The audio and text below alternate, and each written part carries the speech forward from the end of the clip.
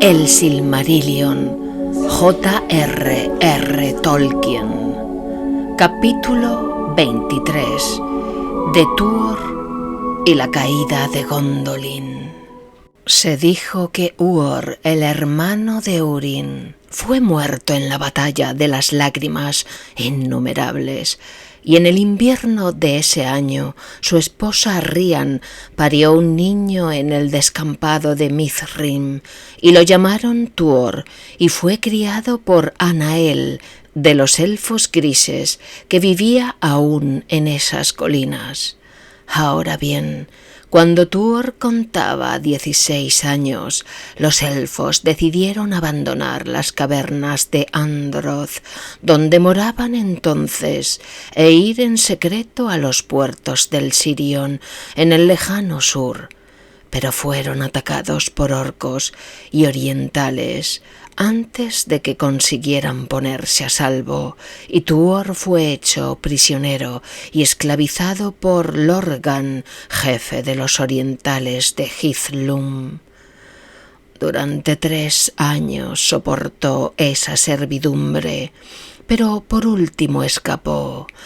y regresando a las cavernas de Androth, vivió allí solo, e hizo tanto daño a los orientales que Lorgan puso precio a la cabeza de Tuor. Pero cuando Tuor llevaba 4 años viviendo así, en la soledad del proscrito, Ulmo le puso en el corazón el deseo de abandonar la tierra paterna, pues había escogido a Tuor como instrumento de sus designios.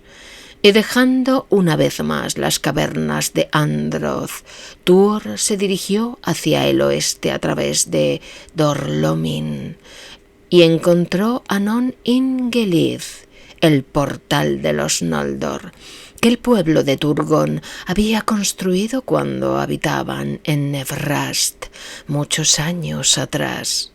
Desde allí, un túnel oscuro avanzaba por debajo de las montañas y salía a Cirith Ninniach, la grieta del arco iris, por la que unas aguas turbulentas se precipitaban hacia el mar occidental.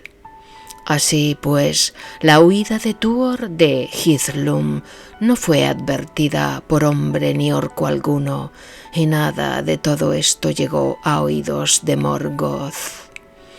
Y Tuor llegó a Nevrast, y al contemplar el Belegaer, el gran mar, se enamoró de él y llevó siempre en el corazón y en el oído el sonido y la nostalgia del mar, y una inquietud despertó en él que lo arrastró por fin a las profundidades de los remos de Ulmo. Entonces vivió solo en Nevrast, y el verano de ese año pasó, y el destino de Nargothrond estaba cumpliéndose. Pero cuando llegó el otoño, vio a 7 cisnes que iban volando hacia el sur, y le parecieron un signo de que se había demorado demasiado, y los siguió a lo largo de las costas del mar.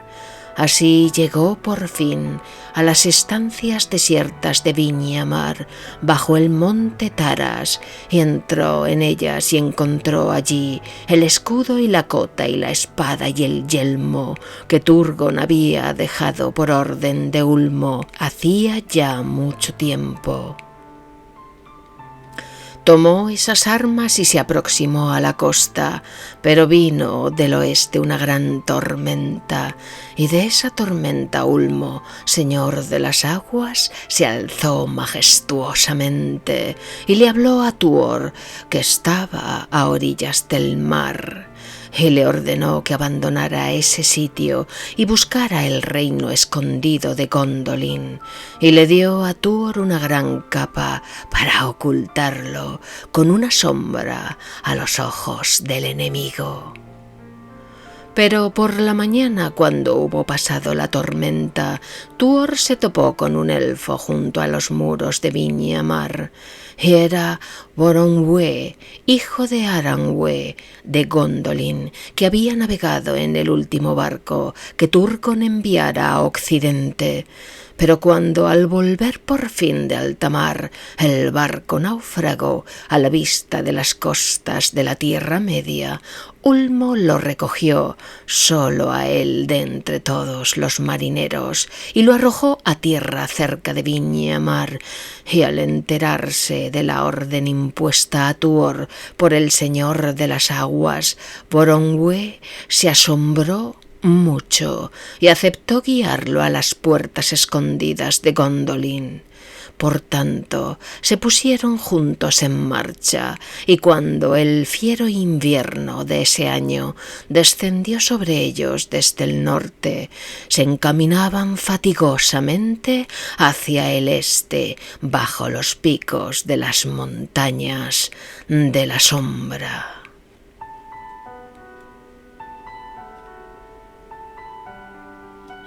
Por fin alcanzaron los estanques de Ifrin y miraron allí con pena la devastación provocada por el paso de Glaurung, el dragón. Pero mientras estaban mirando, vieron a uno que iba deprisa hacia el norte, un hombre alto, vestido de negro, que llevaba una espada negra, pero no sabían quién era, ni qué había ocurrido en el sur, y no dijeron una palabra. Y por último, mediante el poder que Ulmo había puesto en ellos, llegaron a las puertas escondidas de Gondolin y pasando por el túnel subterráneo, alcanzaron el portón interior y la guardia los hizo prisioneros. Fueron conducidos entonces por el poderoso desfiladero de Orfalch el Cor, cerrado por 7 puertas, y llevados ante Ecthelion de la Fuente, el guardián de la gran puerta al final del camino empinado, y allí Tuor dejó caer la capa, y por las armas que llevaba de Viña Mar reconocieron que era en verdad el enviado de Ulmo. Entonces Tuor contempló el hermoso valle de Tumladen, engarzado como una joya verde entre las colinas de alrededor, y a lo lejos, sobre la altura rocosa de Amon Guarez, vio a Gondolin, la grande, ciudad de 7 nombres, cuya fama y gloria es alta en el canto de todos los elfos de las tierras de Acuende. Por orden de Ecthelion, las trompetas sonaron en las torres de la gran puerta, y las colinas devolvieron el eco, y lejano pero claro llegó el sonido de otras trompetas que respondían desde los muros blancos de la ciudad, arrebolados con el alba que se extendía por la llanura. Así fue como el hijo de Uor cabalgó a través de Tumladen y llegó a la puerta de Gondolin, y después de ascender las amplias escalinatas de la ciudad, fue por fin conducido a la torre del rey y contempló las imágenes de los árboles de Valinor. Entonces Tuor se encontró de pie ante Turgon, hijo de Fingolfin, rey supremo de los Noldor, y a la derecha del rey estaba de pie Maeglin, hijo de su hermana, y a la izquierda tenía sentada a su hija Idril, Celebrindal, y todos los que escucharon la voz de Tuor se maravillaron, preguntándose si sería en verdad un hombre de raza mortal, porque hablaba con las palabras del Señor de las Aguas que le venían en ese instante. Y le advirtió a Turgon que la maldición de Mando se precipitaba ahora e iba a cumplirse, y que todas las obras de los Noldor perecerían. Y le dijo que partiera y abandonara la poderosa ciudad que había construido y bajara por el Sirion al mar. Entonces Turgon meditó largo tiempo el consejo de Ulmo, y le vinieron a la mente las palabras que oyera en Viña Mar: no ames demasiado la obra de tus manos y las invenciones de tu corazón, y recuerda que la verdadera esperanza de los Noldor está en el occidente y viene del mar. Pero Turgon se había vuelto orgulloso y Gondolin era tan bella como un recuerdo de el buen Tirion, y él confiaba todavía en el secreto y en la fuerza inexpugnable de estas tierras, aun cuando un Vala lo negara. Y después de la Nirnaed Arnoediad, el pueblo de esa ciudad no deseaba volver a mezclarse en los males de los elfos y los hombres de fuera, ni regresar a Occidente por el camino del miedo y del peligro. Encerrados tras sus colinas encantadas y sus sendas, no toleraban que nadie entrase, aunque estuviera huyendo del odio de Morgoth, y las nuevas de las tierras de más allá les llegaban débiles y lejanas, y muy poco caso hacían de ellas. Los espías de Morgoth los buscaban en vano, y Gondolin era como un rumor y un secreto que nadie podía descubrir. Maeglin hablaba siempre en contra de Tuor en los consejos del rey, con palabras que parecían convincentes, en tanto respondían a los deseos de Turgon, y por fin el rey se negó al mandato de Ulmo y rechazó la advertencia. Sin embargo, en ese consejo del Vala escuchó otra vez las palabras que fueran pronunciadas en la costa de Araman mucho tiempo atrás, antes que los Noldor partieran, y el miedo a la traición despertó en el corazón de Turgon. Cerraron por tanto las puertas escondidas de las montañas circundantes, y desde entonces nadie salió nunca de Gondolin en misión de paz o de guerra mientras la ciudad estuvo allí. Thorondor, el señor de las águilas, les anunció la caída de Nargothrond, y luego trajo la noticia de la muerte de Thingol y la de Dior, el heredero, y de la ruina de Doriath. Pero Turgon cerró los oídos a los males de fuera e hizo voto de no marchar nunca al lado de ningún hijo de Fëanor, y prohibió a su pueblo que atravesara el cerco de las colinas. Y Tuor permaneció en Gondolin, subyugado por la beatitud y la belleza de esas tierras y la sabiduría de la gente, y se hizo poderoso de mente y estatura, y aprendió a fondo la ciencia de los elfos exiliados. Entonces el corazón de Idril se volvió hacia él, y el de Tuor hacia el de ella, y el odio secreto de Maeglin fue cada vez mayor, porque deseaba poseer a Idril por sobre todas las cosas, heredera única del rey de Gondolin. Pero tan alto estaba Tuor en la estima del rey, después de haber vivido allí 7 años, que Turgon no le rehusó ni siquiera la mano de su hija, porque, aunque no quería hacer caso del mandato de Ulmo, entendía que el destino de los Noldor estaba atado a aquel a quien Ulmo había enviado, y no olvidó las palabras que Uor le había dicho antes de que el ejército de Gondolin abandonara la batalla de las lágrimas innumerables. Entonces se celebró una gran fiesta, porque Tuor se había ganado todos los corazones, excepto los de Maeglin y sus secuaces secretos, y así ocurrió la segunda unión entre elfos y hombres. En la primavera del año siguiente nació en Gondolin Eärendil, medio elfo, el hijo de Tuor e Idril Celebrindal, y habían transcurrido 503 años desde la llegada de los Noldor a la Tierra Media. De sobrecogedora belleza era Eärendil, pues llevaba en la cara una luz que parecía la luz del cielo, y tenía la belleza y la sabiduría de los Eldar, y la fuerza y la audacia de los hombres de antaño.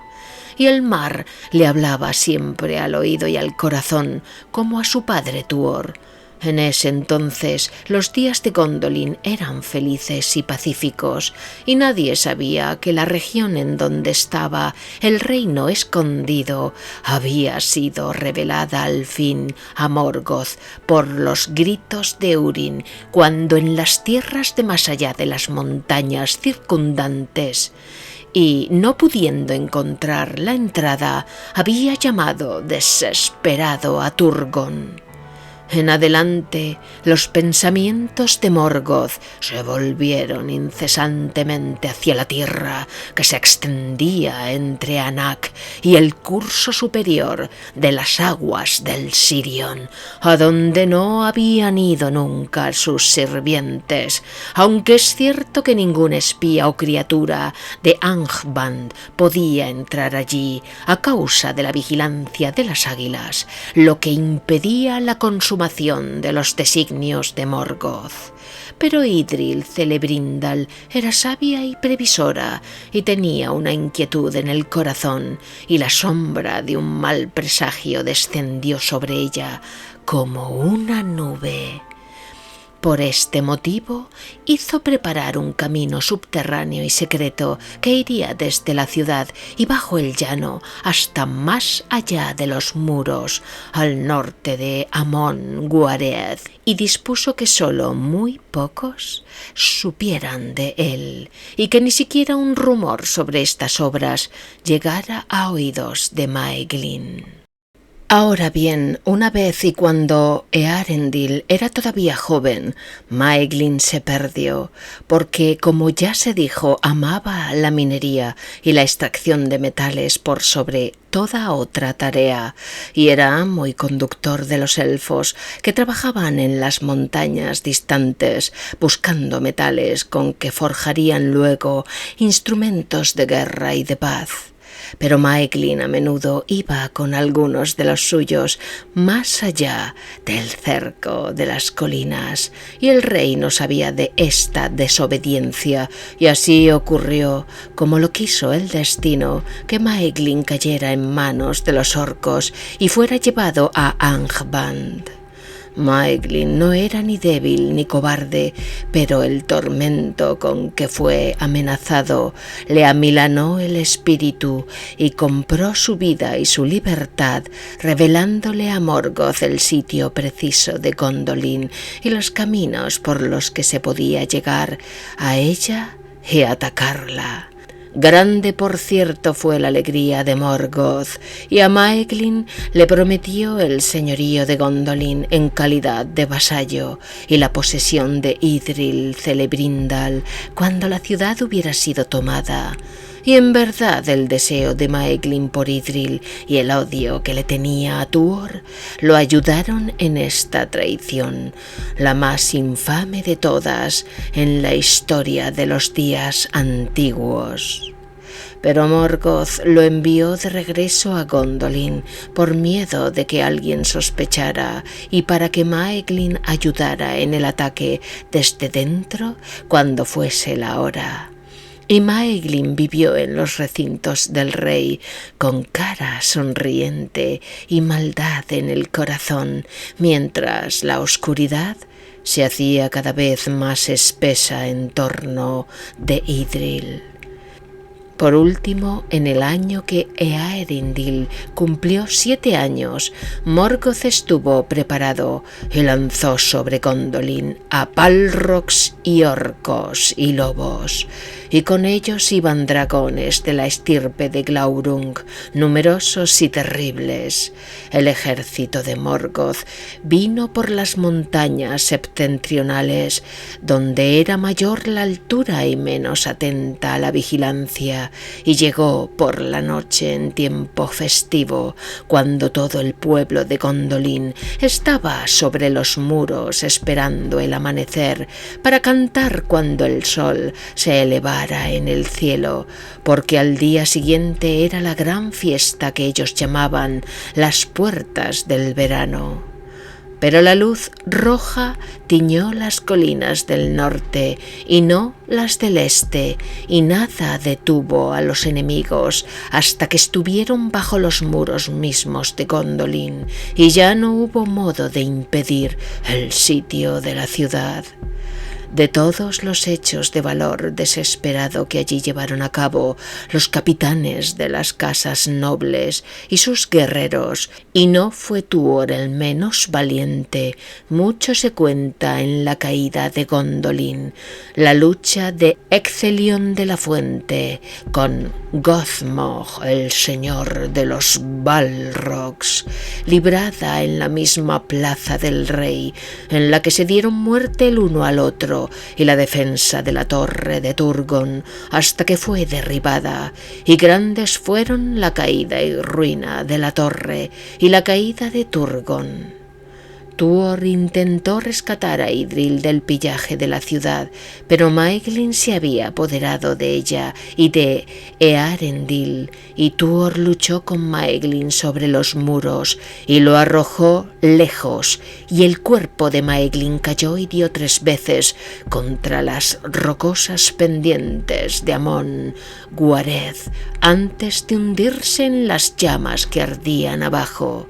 Entonces Tuor e Idril condujeron a los pocos del pueblo de Gondolin que pudieron reunir en la confusión del incendio por el camino secreto que Idril había preparado, y de ese pasaje los capitanes de Angband nada sabían, y no pensaron que ningún fugitivo tomara un camino hacia el norte y las cimas de las montañas, y el más próximo a Angband.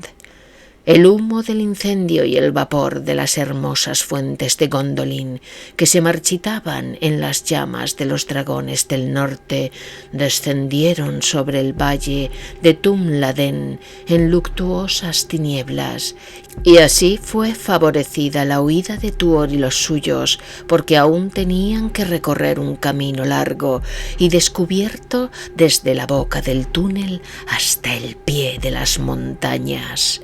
No obstante, llegaron allí y más allá de toda esperanza treparon con dolor y desconsuelo, porque esas altas cimas eran frías y espantosas y tenían entre ellos muchos heridos y mujeres y niños. Había un pasaje terrible, Cirith Thoronaz se llamaba, la grieta de las águilas, donde a la sombra de los picos más altos serpeaba un estrecho sendero. A la derecha se abría un precipicio abismal y a la izquierda una pendiente tremenda descendía al vado. A lo largo de ese estrecho sendero marchaban en línea cuando cayeron en una emboscada de orcos, pues Morgoth había montado guardia en las colinas de alrededor y un Balrog estaba con ellos. La situación fue entonces espantosa y difícilmente podría haberlo salvado el valor de Glorfindel, el de los cabellos amarillos, jefe de la casa de la flor dorada de Gondolin, si Thorondor no hubiera llegado en el momento oportuno. Muchos son los cantos que han cantado el duelo de Glorfindel con el Balrog sobre el pináculo de una roca, y ambos cayeron perdiéndose en el abismo. Pero las águilas se lanzaron sobre los orcos, que retrocedieron chillando, y todos fueron muertos o arrojados a las profundidades, de modo que Morgoth nada supo de la huida desde Gondolin hasta mucho después. Entonces Thorondor rescató el cuerpo de Glorfindel del abismo y lo sepultaron bajo un montículo de piedras junto al pasaje, y allí crecieron hierbas verdes y de la esterilidad de la piedra nacieron flores amarillas hasta que el mundo cambió. Así, conducidos por Tuor, hijo de Uor, el resto de los habitantes de Gondolin pasó por encima de las montañas y descendió al valle del Sirion, y huyendo hacia el sur por fatigosas y peligrosas sendas, arribó por fin a Nan-Tha-Ren, la tierra de los sauces, porque el poder de Ulmo estaba aún en el gran río y alrededor. Allí descansaron un tiempo y se curaron de las heridas y el cansancio, pero del dolor no pudieron curarse, y celebraron la memoria de Gondolin y de los elfos que habían perecido allí, las doncellas y las esposas y los guerreros del rey, y por el amado Glorfindel muchos fueron los cantos que se oyeron bajo los sauces de Nan-Tha-Ren en la declinación del año. Allí compuso Tuor una canción para su hijo Earendil, en la que contaba la llegada de Ulmo, el señor de las aguas, a las costas de Nefrast en tiempo pasado, y la nostalgia por el mar despertó en el corazón de Tuor y también en el de su hijo. Por tanto, Idril y Tuor partieron de Nan-Tha-Ren y se dirigieron hacia el sur, río abajo, al encuentro del mar, y vivieron allí junto a las desembocaduras del Sirion, y se unieron a las gentes de Elwyn, hija de Dior, que había huido allí solo un tiempo antes. Y cuando llegó a Valar la noticia de la caída de Gondolin y la muerte de Turgon, Erenion Gil-galad, hijo de Fingon, fue designado rey supremo de los Noldor en la Tierra Media. Pero Morgoth pensó que este triunfo era irreversible y poco se cuidó de los hijos de Fëanor y de su juramento que a él nunca lo había dañado y le había sido siempre de gran ayuda, y rió en la negrura de su mente sin lamentar haber perdido uno de los Silmarils, pues le parecía que por él los últimos jirones del pueblo de los Eldar se desvanecerían de la Tierra Media y ya no la perturbarían. Si estaba enterado de los moradores a orillas del Sirion, no dio la menor señal, esperando su oportunidad y aguardando la obra del aborrecimiento y la mentira. Pero junto al Sirion y el mar creció un pueblo de elfos, espigas de Doriath y Gondolin, y de Valar llegaron los marineros de Círdan, y se sumaron a ellos y se dedicaron a la navegación y a la fabricación de barcos, habitando siempre cerca de las costas de Arwenien, bajo la sombra de la mano de Ulmo. Y se dice que por ese tiempo Ulmo fue a Valinor desde las aguas profundas y les habló allí a los Valar del apuro de los elfos y les pidió que los perdonaran y los rescataran del abrumador poder de Morgoth y recobraran los Silmarils, pues sólo en ellos florecía ahora la luz de los días de bienaventuranza, cuando los dos árboles brillaban todavía en Valinor. Pero Manwë no se dejó conmover, y de los designios de su corazón, ¿qué historia puede hablarnos? Han dicho los sabios que la hora no había llegado todavía, y que sólo si alguien se pronunciara en favor de la causa de los elfos, y también de la de los hombres, y pidiera perdón por sus malandanzas y piedad por sus infortunios, podría alterarse el designio de los poderes, y quizá ni siquiera Manwë alcanzaría a desatar el juramento de Fëanor antes que se cumpliera, y los hijos de Fëanor renunciaran a los Silmarils que pretendían con encono, porque la luz que brillaba en los Silmarils era obra de los mismos Valar. En esos días Tuor sintió que la vejez lo invadía y que el deseo de la alta mar le crecía con fuerza en el corazón. Por tanto construyó un gran navío y lo llamó Earrame, que significa ala de mar, y junto con Idril Celebrindal navegó hacia el poniente y no apareció nunca más en historias o canciones. Pero en días posteriores se cantó que sólo Tuor entre los hombres mortales llegó a ser miembro de la raza mayor y se unió con los Noldor, a quienes amaba, y su destino quedó separado del destino de los hombres.